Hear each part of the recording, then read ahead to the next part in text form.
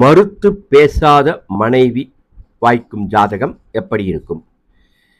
கலத்திர ஸ்தானமான 7ஆம் இடத்தில் குரு பலம் பெற்று விளங்க வேண்டும், அல்லது 7க்கு உடையவரை குரு பார்க்க வேண்டும். அப்படி இருந்தால் அழகான மனைவியும் மறுத்து பேசாத இட்ட கட்டளையை செய்பவளாகவும் இருப்பாள்.